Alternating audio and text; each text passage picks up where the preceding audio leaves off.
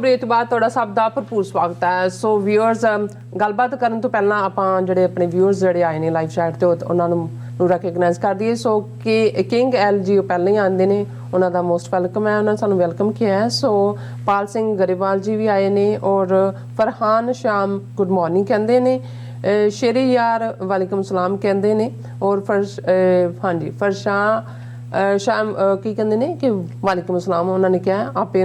So nice. ਸੋ ਪਾਲ ਸਿੰਘ ਕਹਿੰਦੇ ਨੇ ਖਾਲਸਾ ਜ਼ਿੰਦਾਬਾਦ।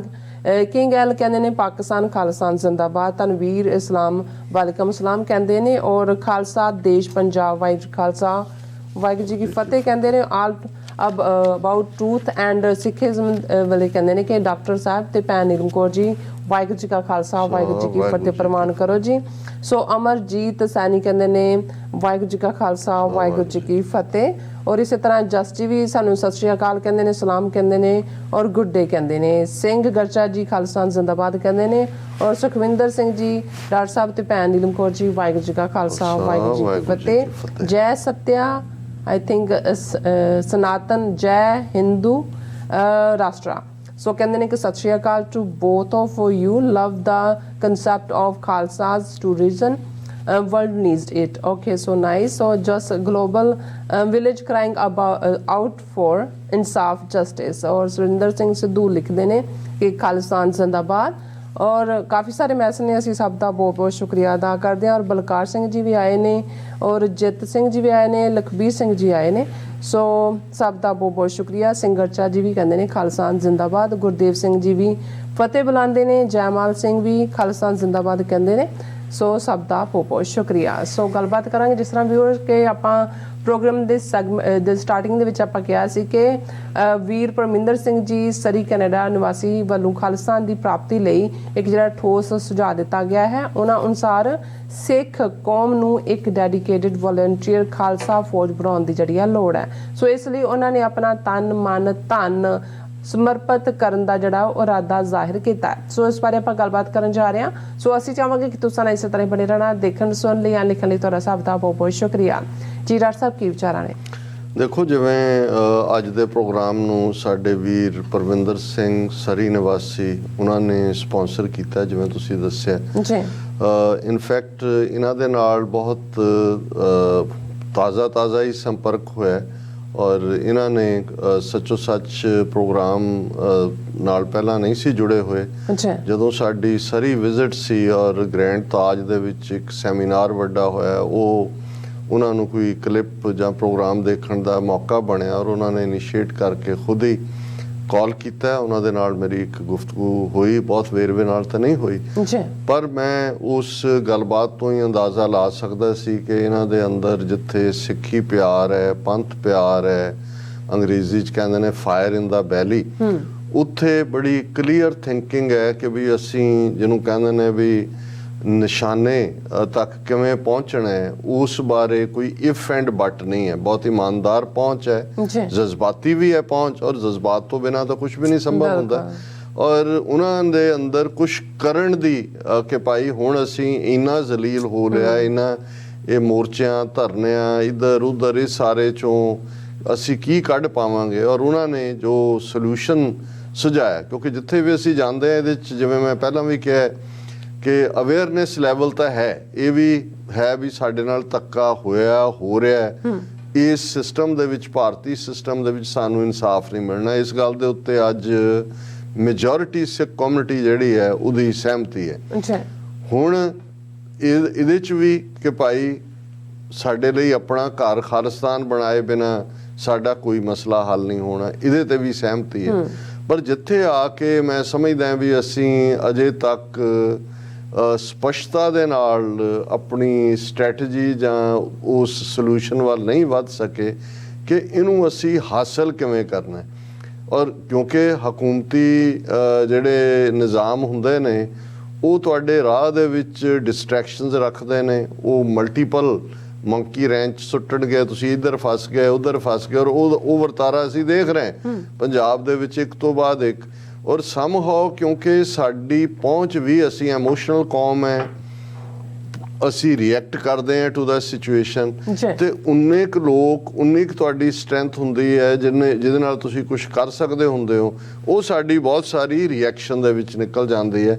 ਔਰ ਮੁੜ ਕਿੜ ਕੇ ਜਿਹਨੂੰ ਕਹਿੰਦੇ ਨੇ ਵੀ ਗੱਲ ਤਾਂ back to the square one ਆ ਜਾਂਦੀ ਹੈ, ਕਿਉਂਕਿ ਇੱਕ ਹਕੂਮਤ ਆਈ, ਉਹਦਾ ਇੱਕ ਨਵਾਂ ਚਿਹਰਾ ਆਇਆ, ਉਸਨੇ ਥੋੜੇ ਬਹੁਤ ਜਿਹੜੇ ਨੇ ਉਹ ਫੁੱਲੀਆਂ ਪਾਈਆਂ, ਅੱਧੇ ਕੁ ਨੂੰ ਚੁੱਕਣ ਲੱਗ ਗਏ, ਅੱਧੇ ਕੁ ਉਹਨਾਂ ਨੂੰ ਭੰਡਣ ਲੱਗ ਗਏ, ਕਿਉਂ ਚੁੱਕਦੇ ਨੇ, ਅੱਧੇ ਕੁ ਜਿਹੜੇ ਨੇ ਉਹ ਭੰਡਣ ਵਾਲਿਆਂ ਨੂੰ ਵੀ ਭੰਡਣ ਲੱਗ ਗਏ, ਚੁੱਕਣ ਵਾਲਿਆਂ ਨੂੰ ਵੀ ਲੈ ਗਏ, ਉਹ ਬਿਲਕੁਲ ਨਿਊਟਰਲ ਹੋ ਗਏ। ਔਰ ਇਹਦੇ ਥੱਲੇ ਸਾਡੀ ਕੋਈ ਵੀ ਸਟ੍ਰੈਟਜੀ ਜਿਹੜੀ ਕਿ ਕਿਸ ਉਦਮ ਤੇ ਰਾਜ ਮਿਲੇ, ਸ਼ਤਰੂ ਤੇ ਸਭ ਹੋਵੇ ਮੀਤਾ, ਇਸ ਦੇ ਉੱਤੇ ਅਸੀਂ ਫੋਕਸ ਨਹੀਂ ਹੋ ਸਕੇ। ਔਰ ਵੀਰ ਪਰਮਿੰਦਰ ਸਿੰਘ ਹੋਰਾਂ ਨੇ ਅਮਰਵੀਰ ਸਿੰਘ ਹੋਰਾਂ ਦੇ ਨਾਲ ਬੜੀ ਵੇਰਵੇ ਵਿੱਚ ਗੁਫ਼ਤਗੂ ਕੀਤੀ। ਮੈਂ ਜਿਹੜੇ ਨੁਕਤੇ ਉਹਨਾਂ ਨੇ ਦਿੱਤੇ, ਮੈਂ ਪਹਿਲਾਂ ਤਾਂ ਉਹਨਾਂ ਨੂੰ ਹੀ ਸਾਂਝਾ ਕਰਨਾ ਚਾਹੁੰਦਾ, ਕਿਉਂਕਿ ਇਹ ਉਹਨਾਂ ਦੇ ਵੀਰ ਪਰਮਿੰਦਰ ਸਿੰਘ ਹੋਰਾਂ ਦੇ ਥਾਟਸ ਨੇ ਜਿਹੜੇ ਉਹਨਾਂ ਨੇ ਐਕਸਪ੍ਰੈਸ ਕੀਤੇ। ਉਹਨਾਂ ਨੇ ਕਿਹਾ ਕਿ ਵੀ ਇਹ 10ਵੇਂ ਪਾਤਸ਼ਾਹ ਦੇ ਅਟਲ ਬਚਨ ਨੇ ਕਿ ਰਾਜ ਬਿਨਾ ਧਰਮ ਨਹੀਂ ਬਚਣਾ, ਤੇ ਰਾਜ ਸਾਨੂੰ ਤਾਕਤ ਦੇ ਜ਼ੋਰ ਤੇ ਹੀ ਵਾਪਸ ਲੈਣਾ ਪੈਣਾ ਹੈ। ਇਹ ਬਿਲਕੁਲ ਇਸ ਬਾਰੇ, ਕਿਉਂਕਿ ਜਦੋਂ ਅਸੀਂ ਗੁਰਬਾਣੀ ਜਾਂ 10ਵੇਂ ਪਾਤਸ਼ਾਹ ਦੇ ਫਰਮਾਨ ਇਸ ਦਾ ਹਵਾਲਾ ਦਿੰਦੇ, ਇਸ ਦੇ ਉੱਤੇ ਤਾਂ ਕੋਈ ਸਵਾਲ ਤਾਂ ਦੂਰ ਦੀ ਗੱਲ, ਕੋਈ ਕਮੈਂਟ ਵੀ ਨਹੀਂ ਕਰਨਾ ਬਣਦਾ, ਕਿਉਂਕਿ ਇਹ ਬੜਾ ਸਪਸ਼ਟ ਹੈ। ਸ਼੍ਰੀ ਮੁਖਵਾਕ ਭੰਨਿਓ ਗਰੀਬ ਨਿਵਾਜ਼ ਪਾਤਸ਼ਾਹੀ 10ਵੀਂ, ਸ਼ਸਤਰਨ ਕੇ ਅਧੀਨ ਹੈ ਰਾਜ, ਕਉ किसी को राज न दे हैं, जो ले हैं निज बल से ले। ਪਹਿਲੀ ਗੱਲ ਕਿ ਭਾਈ ਕਿਸੇ ਨੇ ਤੁਹਾਨੂੰ ਤਸ਼ਤਰੀ ਤੇ ਟਰੇ 'ਚ ਰੱਖ ਕੇ ਰਾਜ ਭਾਗ ਨਹੀਂ ਦੇਣਾ, ਤੁਹਾਨੂੰ ਆਪਣੇ ਬਲ ਦੇ ਨਾਲ, ਬਾਹੂਬਲ ਦੇ ਨਾਲ, ਤਾਕਤ ਦੇ ਨਾਲ ਹੀ ਤੁਸੀਂ ਰਾਜ ਲੈ ਸਕਦੇ ਹੋ। ਔਰ ਉਹ ਤਾਕਤ ਪਹਿਲਾਂ ਹੀ ਸ਼ਸਤਰਾਂ ਦੇ ਨਾਲ ਜੁੜੀ ਹੋਈ ਹੈ। ਠੀਕ ਹੈ, ਕੁਝ ਸਾਡੀਆਂ ਲਿਮਿਟੇਸ਼ਨਸ ਨੇ ਇਸ ਪਲੇਟਫਾਰਮ ਤੇ ਬੈਠ ਕੇ, ਕੁਝ ਜਿਹੜੀਆਂ ਹੋਰ ਸਿਆਸੀ ਧਿਰਾਂ ਜਿਨ੍ਹਾਂ ਨੇ 10 ਵਰੇ ਅਸੀਂ ਸਟੇਟ ਟੈਰਰ ਦੇ ਖਿਲਾਫ, ਟੈਰਰ ਵਾਲਿਆਂ ਨੂੰ ਟੈਰਰ ਦੀ ਜ਼ਬਾਨ ਦੇ ਵਿੱਚ ਹੀ ਉਸ ਦਾ ਜਵਾਬ ਦਿੱਤਾ ਹੈ, ਕਿਉਂਕਿ ਸਟੇਟ ਟੈਰਰ ਵੈਪਨਸ ਨਾਲ ਸੀ। ਸਾਡੇ ਨੌਜਵਾਨਾਂ ਨੇ ਵੀ ਹਥਿਆਰਬੰਦ ਸੰਘਰਸ਼ ਕੀਤਾ ਹੈ, ਲੇਕਿਨ ਫਿਰ ਵੀ ਕੁਝ ਚੀਜ਼ਾਂ ਕਹਿਣੀਆਂ ਜਿਹੜੀਆਂ ਨੇ ਉਹ ਬਹੁਤ ਓਪਨ ਚ ਪੋਸੀਬਲ ਨਹੀਂ ਹੁੰਦੀਆਂ। ਲੇਕਿਨ ਜਦੋਂ ਅਸੀਂ ਧਰਮ ਦੇ ਸਿਧਾਂਤ ਦੀ ਗੱਲ ਕਰਦੇ, ਫਿਰ ਤਾਂ ਚੁੰਕਾਰ ਅਜ਼ ਹਮਾ ਹੀਲ ਤੇ ਦਰਗੁਜ਼ਸਤ, ਹਲਾਲ ਅਸਤ ਬੁਰਦਨ ਬਾ ਸ਼ਮਸ਼ੀਰ ਦਸਤ। ਔਰ ਇਸ ਤੋਂ ਵੀਰ ਪਰਵਿੰਦਰ ਸਿੰਘ ਅੱਗੇ ਤੁਰਦੇ ਨੇ ਕਿ ਵੀ ਮੈਨੂੰ ਸਮਝ ਨਹੀਂ ਆਉਂਦੀ ਕਿ ਸਿੱਖ ਬੁੱਧੀਜੀਵੀਆਂ ਦੀ ਕਿ ਉਹ ਹੋਰ ਕਿਸ ਦੀ ਉਡੀਕ ਕਰ ਰਹੇ ਨੇ। ਹੁਣ ਇੱਕ ਪਾਸੇ ਇੰਟੈਲੈਕਚੁਅਲ ਇਧਰਲੀਆਂ ਉਧਰਲੀਆਂ ਮਾਰਦੇ ਨੇ ਕਿ ਭਾਈ ਕਿਹਦੀ ਉਡੀਕ ਕਰ ਰਹੇ ਨੇ। ਕਿੰਨੇ ਧਰਨੇ, ਮੁਜ਼ਾਹਰੇ, ਮੋਰਚੇ ਅਸੀਂ ਲਾ ਚੁੱਕੇ ਹਾਂ, ਪਰ ਅਜੇ ਤੱਕ ਹੱਲ ਨਹੀਂ ਨਿਕਲੇ। ਔਰ ਹੁਣ ਪਿਛਲੇ ਦਿਨਾਂ 'ਚ ਜਿਹੜਾ ਅਮਿਤ ਸ਼ਾਹ ਦਾ ਬਿਆਨ ਕਿ ਜੀ ਕੁਚਲ ਦਿਆਂਗੇ ਇਹਨੂੰ, ਔਰ ਇਹੀ ਉਸੇ ਨੂੰ ਹੀ ਉਹਦੇ ਪੰਜਾਬ ਦੇ ਗਵਰਨਰ ਪ੍ਰੋਤ ਨੇ ਵੀ ਜਿਹੜਾ ਹੈ ਉਹ ਦੁਹਰਾਇਆ। ਔਰ ਉਹਨਾਂ ਨੇ ਕਿਹਾ ਵੀ ਆ ਜਿਹੜਾ ਗੁਜਰਾਤੀ ਗੈਂਡਾ ਹੈ ਅਮਿਤ ਸ਼ਾਹ, ਜਿਹੜਾ ਖੁਦ ਤਾਂ G+ ਸਿਕਿਉਰਿਟੀ ਲੈ ਕੇ ਬੰਦ ਕਮਰਿਆਂ 'ਚ ਇਸ ਨਸਲ ਦੇ ਲੋਕ ਰਹਿੰਦੇ ਨੇ, ਉਹ ਧਮਕੀਆਂ ਦੇ ਰਿਹਾ ਵੀ ਅਸੀਂ ਖਾਲਿਸਤਾਨ ਦੀ ਲਹਿਰ ਨੂੰ ਕੁਚਲ ਦਿਆਂਗੇ। ਉਹਨਾਂ ਨੇ ਕਿਹਾ ਵੀ ਇਹ ਰਣ ਤੱਤੇ 'ਚ ਆ ਕੇ ਸੱਚੇ ਸਿੱਖ ਦੀ ਪਿੱਠ ਲਾ ਕੇ ਦਿਖਾਏ, ਗਿੱਦੜਾਂ ਦੀ ਫੌਜ ਲੈ ਕੇ ਸ਼ੇਰਾਂ ਦਾ ਸ਼ਿਕਾਰ ਕਰਨ ਦੇ ਸੁਪਨੇ ਦੇਖ ਰਹੇ ਨੇ ਲੋਕ। ਇਹਦੇ 'ਚ ਕੋਈ ਸ਼ੱਕ ਨਹੀਂ ਹੈ ਕਿ ਵੀ ਜਦੋਂ ਫਿਰ ਲੀਕ ਖਿੱਚ ਕੇ ਪੰਥ ਨੇ ਜਿਹੜਾ ਉਹ ਆਪਣਾ ਇਰਾਦਾ ਕਰ ਲਿਆ, ਤੇ ਇਹ ਤਾਂ ਕਿਤੇ ਨੇੜੇ ਤੇੜੇ ਵੀ ਨਹੀਂ ਨਜ਼ਰ ਆਉਣੇ। ਇਹਨਾਂ ਦੇ ਆਲਰੇਡੀ ਇਹਨਾਂ ਦੇ ਮੁੰਡੇ ਕੁੜੀਆਂ ਉਹ ਤਾਂ ਪਹਿਲਾਂ ਹੀ ਬਾਹਰ ਕੱਢੇ ਹੋਏ ਨੇ। ਕਿੰਨੇ ਲੱਖ ਭਾਰਤੀਆਂ ਨੇ, ਇਸ ਨਸਲ ਦੇ ਲੋਕਾਂ ਨੇ ਆਪਣੀ ਸਿਟੀਜ਼ਨਸ਼ਿਪ ਛੱਡੀ ਹੈ ਔਰ ਬਾਹਰ ਆਏ ਹੋਏ ਨੇ। ਇਹਨਾਂ ਨੇ ਤਾਂ ਰਾਤ ਵੀ ਨਹੀਂ ਕੱਢਣੀ ਹੈ ਵਿਚਾਲੇ। ਫਿਰ ਉਹਨਾਂ ਨੇ ਕਿਹਾ ਵੀ ਗੁਜਰਾਤੀ ਠੱਗੋ, ਅਕਿਰਤ ਕਣੋ, ਸਿੱਖਾਂ ਦੀਆਂ ਕੁਰਬਾਨੀਆਂ ਤੋਂ ਪ੍ਰਾਪਤ ਕੀਤੀ ਸਤਾ ਨਾਲ ਹੀ ਤੁਸੀਂ ਸਿੱਖਾਂ ਨੂੰ ਖਤਮ ਕਰਨ ਤੇ ਲੱਗੇ ਹੋ, ਕਿ ਜਿਨ੍ਹਾਂ ਨੇ ਤੁਹਾਨੂੰ ਪਾਵਰ ਲੈ ਕੇ ਦਿੱਤੀ ਹੈ ਉਸੇ ਪਾਵਰ ਦਾ ਇਸਤੇਮਾਲ ਕਰਕੇ ਤੁਸੀਂ ਸਿੱਖਾਂ ਦਾ ਜਿਹੜਾ ਉਹ ਨਾਸ ਕਰਨਾ ਚਾਹੁੰਦੇ ਹੋ। ਇਹ ਨਾ ਭੁੱਲੋ ਕਿ ਤੁਹਾਨੂੰ 70 ਸਾਲ ਹੋਏ ਨੇ ਸੱਤਾ 'ਚ ਆਏ। ਸਿੰਘਾਂ ਨੇ 700 ਸਾਲ ਰਾਜ ਕਰਨ ਵਾਲਿਆਂ ਦੀਆਂ ਜੜ੍ਹਾਂ ਪੁੱਟ ਦਿੱਤੀਆਂ ਸੀ। ਅੱਜ ਉਹਨਾਂ ਦੇ ਵਾਲੀ ਵਾਰਸ ਦੁਨੀਆ 'ਚ ਲੱਭਿਆ ਨਹੀਂ ਲੱਭਦੇ। ਕੋਈ ਸ਼ੱਕ ਨਹੀਂ ਹੈ ਕਿ ਭਾਈ ਜਦੋਂ ਅਸੀਂ ਕਹਿੰਦੇ ਆ ਕਿ ਮੁਗਲੀਆ ਸਲਤਨਤ ਦੀ ਜੜ ਪੁੱਟੀ, ਔਰ ਇਹ ਉਸ ਖਿੱਤੇ ਦੇ ਵਿੱਚ ਜਦੋਂ ਅਸੀਂ ਬਾਬਾ ਬੰਦਾ ਸਿੰਘ ਬਹਾਦਰ ਦੀ ਚੱਪੜ ਚਿੜੀ ਦੀ ਜੰਗ 800 ਸਾਲ ਦਾ ਇਤਿਹਾਸ ਬਦਲਣ ਦੀ ਗੱਲ ਕਰਦੇ ਹਾਂ, ਫਿਰ ਵੀਰ ਪਰਵਿੰਦਰ ਸਿੰਘ ਕਹਿੰਦੇ ਨੇ ਕਿ ਸਾਨੂੰ ਲਾਂਭ ਹੁਣ ਇਹ ਉਹ ਸੋਲੂਸ਼ਨ ਵੱਲ ਵਧੇ ਨੇ ਜਿਹੜਾ ਉਹਨਾਂ ਦੇ ਝਰੋਖੇ 'ਚੋਂ ਇੱਕ ਜਿਹੜਾ ਬੜਾ ਪੁਖਤਾ ਵਿਊ ਪੁਆਇੰਟ ਹੈ ਔਰ ਇਸ ਤੇ ਸ਼ਾਇਦ ਬਹੁਤ ਓਪਨ ਡਿਬੇਟ ਤਾਂ ਨਹੀਂ ਹੋ ਸਕਦੀ, ਪਰ ਮੈਨੂੰ ਵੀ ਇਹ ਲੱਗਦਾ ਹੈ ਕਿ ਇਸ ਪਾਸੇ ਵੱਲ ਸਾਡੀਆਂ ਗੰਭੀਰ ਧਿਰਾਂ ਨੂੰ, ਕਿਉਂਕਿ ਇਹ ਤੁਹਾਡਾ ਹੱਕ ਵੀ ਬਣਦਾ, ਇੰਟਰਨੈਸ਼ਨਲ ਐਂਬੈਸਡ ਦੇ ਵਿੱਚ ਵੀ ਬਣਦਾ। ਅਸੀਂ ਕਿਸੇ ਇੰਡੀਵਿਜੂਅਲ ਦਹਿਸ਼ਤਗਰਦੀ ਦੀ ਗੱਲ ਨਹੀਂ ਕਰਦੇ, ਨਾ ਹੀ ਅਸੀਂ ਦਹਿਸ਼ਤਗਰਦੀ ਦੇ ਹਾਮੀ ਹਾਂ। ਅਸੀਂ ਸਮਝਦੇ ਹਾਂ ਕਿ ਭਾਈ ਇਹ ਜਦੋਂ ਜਿਹਨਾਂ ਨੂੰ ਫਰੀडम ਫਾਈਟਰ ਕਿਹਾ ਜਾਂਦਾ ਸੀ, UN ਨੇ ਵੀ ਜਿਹਨਾਂ ਨੂੰ ਇਹ ਹੱਕ ਦਿੱਤਾ ਹੈ, ਜਿਹੜਾ ਪ੍ਰੀਐਂਬਲ ਹੈ UN ਚਾਰਟਰ ਦਾ, ਕਿ if A man is not to be compelled as a last resort to rebellion, his human rights must be protected by the rule of the law। ਵੀਰ ਪਰਵਿੰਦਰ ਸਿੰਘ ਕਹਿੰਦੇ ਨੇ ਸਾਨੂੰ ਲਾਮਬੱਧ ਹੋ ਕੇ Canada, US, UK, France, Australia ਦੀਆਂ ਸਰਕਾਰਾਂ ਨੂੰ ਭਰੋਸੇ 'ਚ ਲੈ ਕੇ ਖਾਲਸਾ ਫੌਜ ਦੀ ਸਥਾਪਨਾ ਕਰਨੀ ਚਾਹੀਦੀ ਹੈ। Proper Khalsa volunteer dedicated force, Khalsa ਫੌਜ ਨਿਰੋਲ ਵਲੰਟੀਅਰ ਸਿੱਖਾਂ ਦੀ ਫੌਜ ਹੋਵੇਗੀ ਤੇ ਕਿਸੇ ਦੇਸ਼ ਤੇ ਫਾਈਨੈਂਸ਼ੀਅਲੀ ਨਿਰਭਰ ਨਹੀਂ ਕਰੇਗੀ ਕਿ ਭਾਈ ਉਹ ਕਿਸੇ ਦੇ ਜਿਹੜੇ ਨੇ ਉਹ ਹੱਥ ਠੋਕੇ ਨਹੀਂ ਹੋਣਗੇ, ਕਿਉਂਕਿ ਜਦੋਂ ਤੁਸੀਂ ਕਿਸੇ ਦੇ ਟੁਕੜਿਆਂ ਦੇ ਉੱਤੇ ਪੜਦੇ ਹੋ ਤੇ ਫਿਰ ਮੂੰਹ ਖਾਂਦਾ, ਅੱਖਾਂ ਸ਼ਰਮਾਉਂਦੀਆਂ, ਫਿਰ ਤਾਂ ਤੁਸੀਂ ਇੱਕ ਮਰਸਨਰੀ ਆਰਮੀ ਬਣ ਜਾਂਦੇ ਹੋ। ਇਹ ਇੱਕ ਰਿਜ਼ਰਵ ਫੋਰਸ ਦੇ ਤੌਰ ਤੇ ਕੰਮ ਕਰੇਗੀ ਖਾਲਸਾ ਫੌਜ।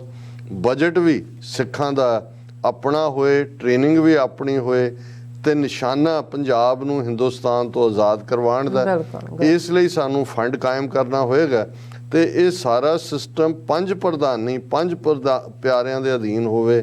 ਪੰਜ ਪਿਆਰੇ ਸੰਗਤ ਦੁਆਰਾ ਸਥਾਪਿਤ ਵਿਧਾਨ ਰਾਹੀਂ ਚੁਣੇ ਜਾਣ ਤਾਂ ਜੋ ਸੰਗਤਾਂ ਦਾ ਭਰੋਸਾ ਬਣੇ ਕਿ ਇੱਕ ਪ੍ਰੋਪਰ ਤੁਹਾਡੀ ਇੱਕ ਬਾਡੀ, ਜਿਸ ਦਾ ਆਧਾਰ ਤਾਂ ਸਿੱਖ ਸੰਗਤ, ਸਪੋਰਟ ਬੇਸ ਵੀ ਉਹੀ ਹੈ, ਪੰਜਾਂ ਦੀ ਇੱਕ ਜਿਹੜੇ ਪੰਜ ਪਿਆਰਿਆਂ ਦੇ ਰੂਪ ਚ ਰਿਪਰੈਜ਼ੈਂਟੇਸ਼ਨ।